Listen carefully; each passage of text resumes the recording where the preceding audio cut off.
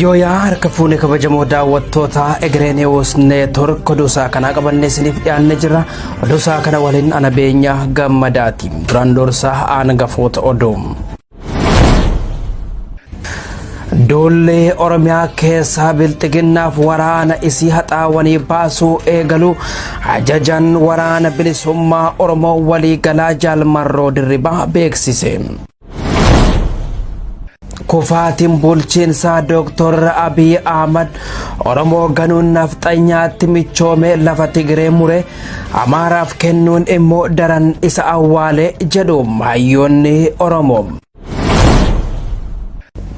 Lolaa jabaa kaabaa Itoophiyaatti adeemaa jiruun waraanni Tigraay magaalota naannoo Amaaraa marsaaf wacaalee to'achuun isaanii gabaafame. Mana hidhaa Saawud Arabiyaa keessatti ilmaan Oromoo hidhamanii jiran lubbuun isaanii darbaa jiraachuu maddeen gabaasan. Kanneen jedhan aangafoota oduu turanii amma oduu bal'inaan. Lolaa jabaa kaabaa Itoophiyaatti adeemaa jiruun waraanni Tigraay magaalota naannoo Amaaraa marsaaf wacaalee to'achuun isaanii gabaafame. Dabalataa oduu kanaatiif Bunnoo Waabeekoo.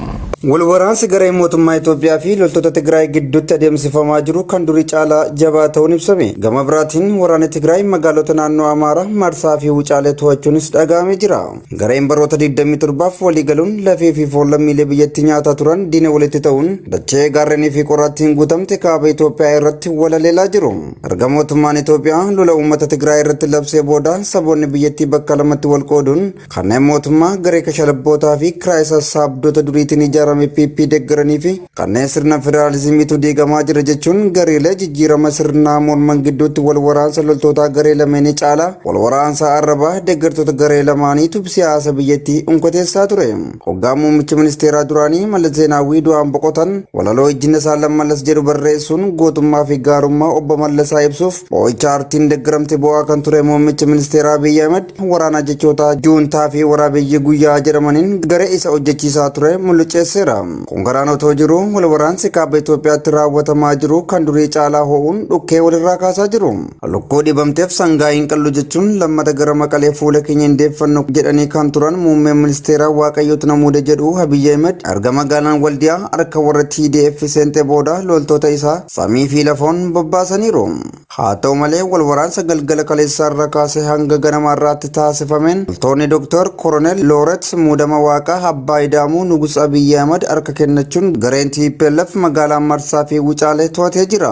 Wal waraansa Tigraay fi Oromiyaa irratti taasisaniin manneen namootaa lammiilee nagaa barbadeessaa ajjeesaa dubartoota gudeedaa qabeenya saamaa kan turan loltoonni mootummaa Itoophiyaa wal waraansicha akkaataa isaan baranii fi barbaadanii raawwatamuu hin dandeenye. Sababni isaas gareen TDF tapha sammuu isaan caaluun lolichi dirree fiinxaleeyyii fi deeggartoota Abiy irratti akka gaggeeffamu waan godhaniif haala baraniin diroonii erganii samii fi dachee walitti baqsuu hin dandeenye. Harka illaaddu jechuun torban tokko oliif wixxifataa kan turte magaalaan Waldiyaa guyyaa kaleessaa erga loltoota TDF'if jilbeenfattee booda guyyaa har'aa immoo magaalaan marsaa fi wucaalee carraa Waldiyaa qooddachuun osoo hin jaallatin garee TPLF'n to'atamaniiru. Lolli biraa karaa daangaa Affaariin gaggeeffamaa jiru haalaan cimuun lammiilee nagaa gatii baasisaa jira. Haleellaa gareen TPLF irratti raawwateen kan daldalan loltoonni mootummaa federaalaa lammiilee nagaa bakka tokkotti kuusamanii turan irratti bombii darbuun ajjechaa jumlaa raawwatanii turuun isaanii ni yaadatama. Badii kanaaf mootummaan Itoophiyaa garee TPLF'n kan himatu hoggaa ta'u namoota nagaa fi manneen barnoota haleeluuf muuxannoo kan qabu garuu mootummaa federaalaati. Akka gabaasa miidiyaa hawaasaatti magaalaa Waldiyaa dabarsee hin kennu jechuun waan qabu hunda fayyadamaa kan ture kantiibaan magaalaa Waldiyaa obbo Muhammad Yaasin ajjeefamuunis himamaa jira. Mootummaan Itoophiyaa teessoo aangoosaaf jecha dachee biyyattii dhiigaan mooqaa jiru jibbaata falmachaa yeroo jirutti waraanni bilisummaa Oromoo WBO'n immoo giddu galeessa biyyattii lixaa fi kibba qulqulleessuun magaalotaa fi godinoota to'achaa jira. Gabateen lakkaawwii yeroo Itoophiyaatti dhi'uuf sa'aa 11 ta'eera jechaa otoo jiru muummichi ministeeraa Abiy Ahmed garuu hanga har'aattuu Itoophiyaan hin diigamtu jechuusaa itti fufee jira. Kufaatiin bulchiinsaa Dr. Abiy Ahmad Oromoo ganuun nafxanyaatti michoome lafa Tigree mure Amaaraaf kennuun immoo daran isa awwaale jedhu hayyoonni Oromoo. dabalataa oduu kanaatiif alakee jaldeessaa. Lafti lafeeteenya kumayyuu fi goonni Oromoo jee lafti namaa xiqquma itti dhiibatanii daangaa isii nama biraaf kutuun barcuma nama jalaa darbuu qofa osoo hin taane jireenya nama dhibaafti masarallee nama baaf. Raafamni mootummicha naftanyaa kana karaa kaabaan amma qabatee iflaaluu isa mude kun lafa Tigree muree Amaaraaf kennurraa akka ta'e fi zarra fi sobaa abdachuu ta'uu keessa beeytoonni dubbataa jiran. Wanni amma sirna burkutaa naftanyaa mudataa jiru kun jalqaba rakkoo walxaxaa kufaatii mootummichaaf imaluu ta'uu ibsuun. Biyyi tun kana caalaa kan guggubattu gaafa lafa Oromoo Amaaraaf kennuuf taakuu takka itti butanidha jechuun hubattoonni jala muruun dubbataa jiran. Karaa biraa namni cubbuun haqa namaaf ija dhiibuun jireenya namaa balleessuuf halkanii guyyaa ciisa dhabuun halkan gurraachaan eegdota Jowaar Mahaammadiin kophaa dhiisaa bahaa jee doorsisaa ture. Du'aan hobbaafatuunis oduu jabduu dhiheenyaati. Komaandarri jidduu kana du'ee kaleessa awwaalame suma gaafa aggaammii Jowaar san eegdota Jowaariin dhiisaa ba'a jedhee dhaadataa ture san yoo ta'u maqaan isaa Komaandar Indaalee Asraat jedhama. Hoogganaa eegdota VIP waliigalaatis jaamee jira. Namni Komaandar Indaalee isa du'e jedhamee suuraan isaa marsaalee miidiyaa hawaasaatirra deddeebi'aa ture sun garuu kan nama Komaandar Indaalee Asraat isa dhuguma du'e osoo hin taane kan Komaandar Indaalee Qumillaachooti. Walumaa galatti namichi eegdota Jowaarirraa kaasuuf kana dura dhaadachaa ture du'uun isaa dhibbaan dhibbatti dhugaadha. Maqaan isaas dhuguma Komaandar Indaalee garuu suuraan deddeebi'aa ture sun kan Indaalee isa du'e osoo hin taane kan Indaalee biraa ta'uu isaa odeeffannoo madda dhugaa irraa qulqulleeffachuun danda'amee jira. Doollee Oromiyaa keessaa bilxiginnaaf waraana isii haxaawanii baasuu eegalu ajajan waraana bilisummaa Oromoo waliigalaa Jaalmarroo Dirribaa beeksise. Dabalataa oduu kana akkatti aanutti isiniif dhiyeessina. Doollee Oromiyaa keessaa bilxiginnaaf waraana isii haxaawanii baasuu eegaluu ajajan waliigalaa waraana bilisummaa Oromoo Jaalmarroo Dirribaa beeksise. Doollee qindaawaan hagayya 8 bara 2021 irraa eegalee adeemaa jiru kaaba Oromiyaa Walloo kibbaa giddugalaaf lixaa Oromiyaatti bobbaan nyaaphaa haxaa'u moggaasa maqaa duulaa elemoo qilxuuf nadhii gammadaa jedhuun geggeeffamaa jira.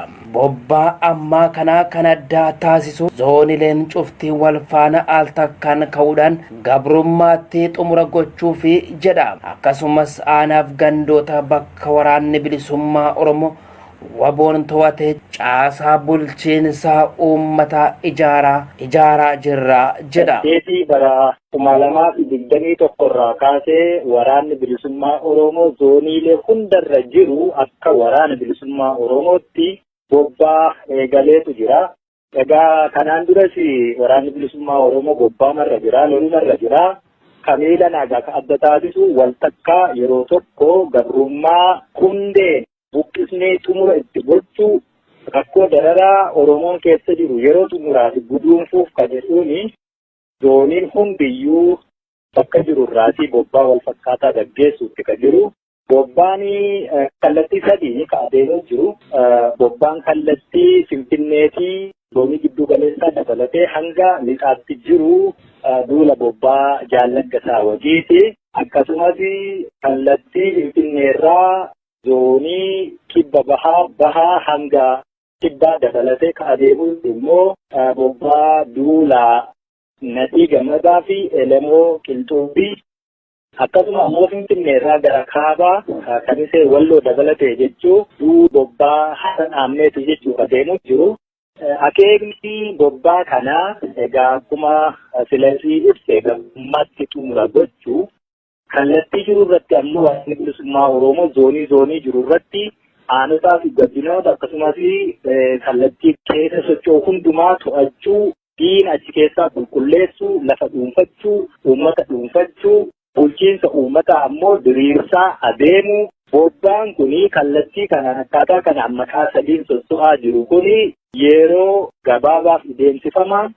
Yerootii booddee ammoo akka waliigalaatti akka zooniitti osoo hin taane waraanni bilisummaa Oromoo waliigalaanii duula gaggeessutu jira. Duulli sun immoo yeroo magga'u fi maqaa tokkicha duulli sun ittiin gaggeeffamu miidiyaa fi kan ibsamu ta'a. Egaa walumaa galatti haalli bobbaa kanaa kana fakkaata. Hagayya 8 dilbata irraa kaasee duula kanatu jira. Waraanni bilisummaa Oromoo bakka jiru hundumaarraa harca'aa diinaa qulqulleessaa lafa isaa dhuunfachaa godinoota Oromiyaa bilisa baasaa tarkaanfachuu eegaleera. Milkii qabna, injifannoos qabna. Akkasittiin deemuutti jirra zooniilee hundumaarraa. Akka miidiyaa hawaasummaa irratti bal'inaan qoodamaa jiru waraanni bilisummaa Oromoo gamaa bulee horaa ginda barat gidaamiif bakkoota danuutti waboon caasaa nageenya uummataa diriirsuun imala isaa gamaa Finfinneetti gochaa akka jiru bal'inaan miidiyaa hawaasummaa irratti qoodamaa jira. Hawaasni Oromoo bal'aan daandiitti ba'uun waraana bilisummaa Oromoo gammachuun simachaa jiru. Waraanni bilisummaa Oromootiin handhuura Oromiyaa Finfinnee irratti kan arginu yoo hin jiraanne immoo Oromiyaan bakka nu barbaadetti lubbuu sana ni kennina. Lafeen keenya riqaa ta'e sabni irra haa tarkaanfatu dhaamsa kiyyaa.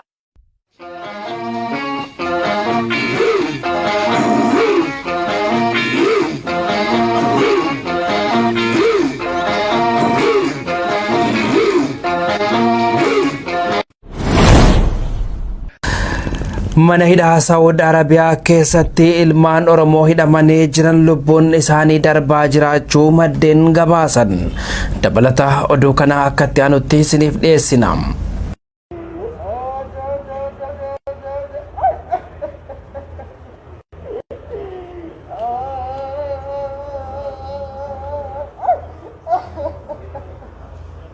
Mucaa kana ilmoo mana hidhaa jalaa du'e akkanatti kunoo namni keenya rakkachaa jira. Ilmaan Oromoodha.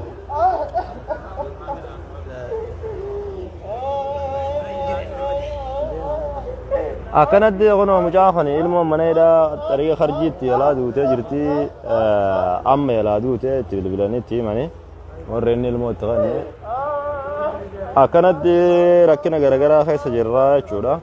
Wanni godhan hin jiru karaan keenyaas kanuma agartee Rabbi haa sabbarsiisu. Sagalee nuu ta'a. Akkanatti gaddaduu adda addaa keessatti saaxilamnee jirra. Amma har'aas namaatu akkanatti agartee mana hidhaa keessatti ilmoo mucaa marxoo uffatee taa'u kuniitu ni duutee akkasitti kanaaf mucaan gartee baay'ee nu wareersee boo'ee.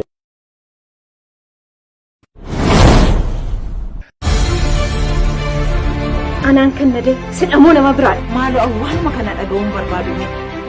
Dhiirri otoo guutee jiru. Maal?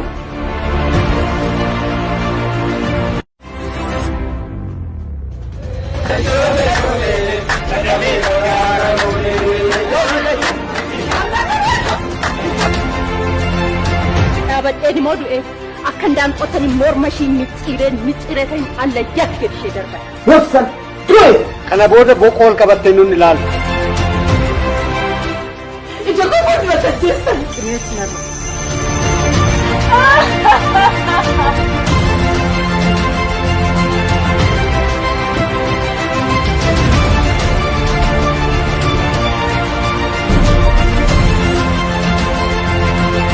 Warnanya tumal tunuribe, warnanya tumal.